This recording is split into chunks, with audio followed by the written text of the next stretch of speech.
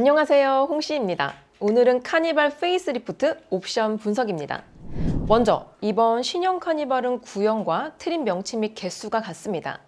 가격은 인승별로 7인승은 평균적으로 6.5%, 9인승은 평균 7.6%가 올랐습니다. 이거는 2.2 디젤과 3.5 가솔린 모두 동일해요. 다만 7인승은 트림이 한 개가 더 적은 만큼 상대적으로 9인승의 인상폭이 더 커 보인다는 점이 있습니다. 다음으로 현재 가장 인기가 많은 하이브리드 모델은 이번 신형 카니발부터 추가된 파워트레인입니다. 2.2 디젤처럼 추가 옵션 형태로 선택하는 방식이에요.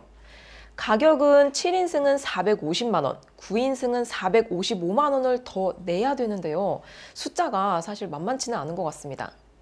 아무튼 7인승 그래비티에 하이브리드를 추가할 경우 5천만원이 넘어가게 된다는 거.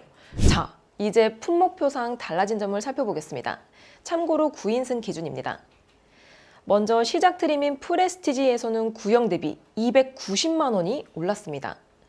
프레스티지에서는 기존 선택 옵션이 다수 기본화가 되었는데요.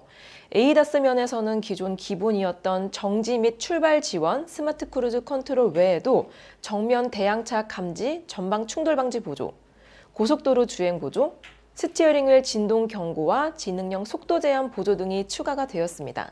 안전면에서는 1열 센터 사이드 에어백이 추가되었고요. 특히 측면에서 바람이 불 때 안정화 기능인 횡풍 안전 제어 기능이 새롭게 적용이 되었습니다. 다음으로 내장면에서는 슬라이딩 선바이저 조명과 맵 램프 등 실내 조명이 모두 LED로 바뀌었고요. 편의면에서는 전자식 변속 다이얼과 패들 시프트, 프로토 에어컨, 레인 센서, USB C-타입 포트 등이 추가가 되었습니다. 마지막으로 인포테인먼트 면에서는 8인치 디스플레이 오디오에서 12.3인치 내비게이션으로 바뀌었고요. OTA와 기존 6스피커가 8스피커로 개수가 증가되었고 후석 대화 모드 등이 기본화가 되었습니다. 다음으로 중간 트림인 노블레스에서는 구형 대비 295만원이 올랐습니다. 구성을 살펴보면 에이다스 면에서는 전진 출차 감지, 후측방 충돌 방지 보조, 후방 교차 충돌 방지 보조, 안전 하차 보조가 기본화가 되었습니다. 외관면에서는 2열에는 이중접합 차음 유리가 적용이 되었고요. 내장면에서는 12.3인치 슈퍼비전 클러스터와 파노라믹 커브드 디스플레이가 추가가 되었습니다. 마지막으로 편의면에서는 실물 카드 없이 사용할 수 있는 하이패스와 스마트폰 무선 충전까지 구형 대비 우위 옵션이 많은 편입니다. 다음으로 최고 트림인 시그니처에서는 구형 대비 235만원이 올랐습니다. 프레스티지와 노블레스 대비 인상폭이 조금은 낮은 편인데요. 그만큼 들어간 옵션도 가장 적은 편입니다. 추가된 사항을 보면 시트 면에서는 운전석 에르고 모션 시트와 2열 시트벨트 버클 조명이 있고요.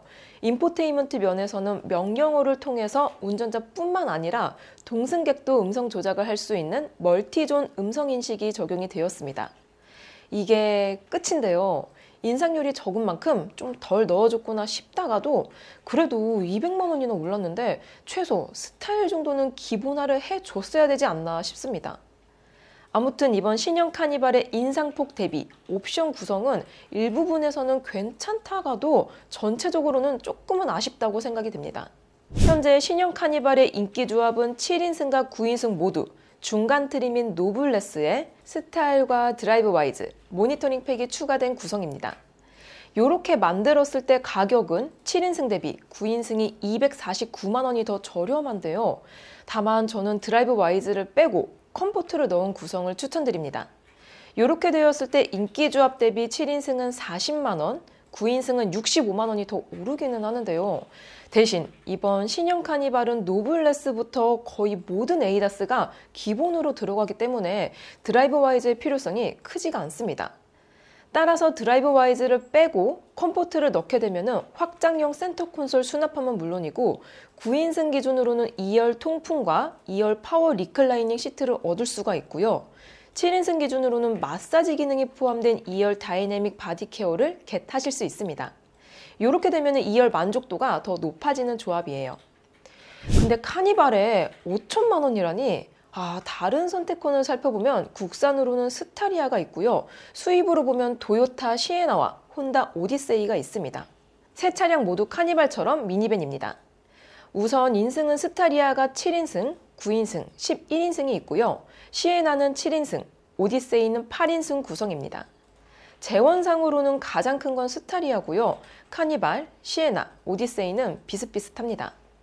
다음으로 파워트레인 면에서는 카니발의 엔진 중 2.2 디젤은 스타리아, 3.5 가솔린은 오디세이, 하이브리드는 시에나와 비교해 볼 수 있습니다. 먼저 2.2 디젤을 보면은 배기량은 스타리아가 더 크고요. 변속기는 자동 8단으로 동일합니다. 대신 마력과 토크, 연비 모두 카니발이 좀 더 좋습니다. 다음으로 3.5 가솔린에서는 카니발이 자동 8단, 오디세이는 자동 10단이지만 마력은 카니발이 10마력 정도가 더 높습니다. 토크와 연비는 동일해요. 마지막으로 하이브리드는 카니발이 자동 6단, 시에나는 CVT가 들어갑니다. 마력은 비슷하긴 하지만 카니발이 조금 더 높고요. 연비는 시에나가 소폭 우세합니다. 마지막으로 가격 면에서는 카니발이 스타리아 대비 2.2 디젤 7인승은 122만 원이 더 비싸기는 하지만 9인승은 71만 원이 더 저렴하고요. 시에나와 오디세이는 수입차 특성상 선택 옵션이 모두 기본인 만큼 카니발도 시그니처 풀 패키지와 비교했을 때 카니발 3.5 가솔린은 736만 원, 하이브리드는 1296만 원이 더 저렴합니다. 즉, 카니발 가격이 올랐다고 해도 수입차와 비교하면 아직까진 차이가 꽤 많이 나는 편이고요. 이런 점 때문에 기아에서도 이번 카니발 가격을 크게 올린 건 아닌가 싶습니다. 마지막으로 유지비와 판매량을 살펴보면 먼저 유지비는 역시 하이브리드가 가장 저렴합니다. 3.5 가솔린 대비 연간 190만 원 정도를 아낄 수 있고요.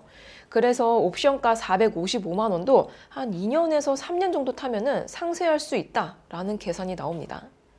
다만 디젤 대비로는 연간 30만 원 차이인 만큼 상쇄 기간은 얼추 7, 8년 정도가 소요가 됩니다. 따라서 하이브리드 관점에서 보면 3.5 가솔린은 유지비 절감 차원, 2.2 디젤 대비로는 진동과 정숙성으로 접근하시는 게 좋을 것 같습니다. 경쟁차 대비로 보면은 디젤은 스타리아 대비 51만 원이 절약되고요. 3.5 가솔린은 오디세이 대비 거의 비슷한 수준입니다. 마지막으로 하이브리드는 시에나 대비 27만 원을 더 아낄 수가 있습니다. 판매량의 경우 11월 기준으로 카니발은 구형과 신형을 합산해서 총 6만 4천 대 정도가 판매가 되었는데요. 엔진별 판매량이 집계된 구형 기준으로 보면 과거 카니발은 역시나 디젤 수요가 좀 더 많았습니다. 다만 신형 출시 후에 사전계약 비율이 93%가 하이브리드인 만큼 카니발도 하이브리드 열풍에 편승하는 분위기인 것 같습니다. 아무튼 신형 카니발 시승기도 조만간 보여드릴게요. 오늘도 저의 영상이 재밌고 도움이 많이 되셨다면 좋아요와 구독 그리고 알림 설정까지. 다음 시간에 또 뵐게요. 안녕. 빵!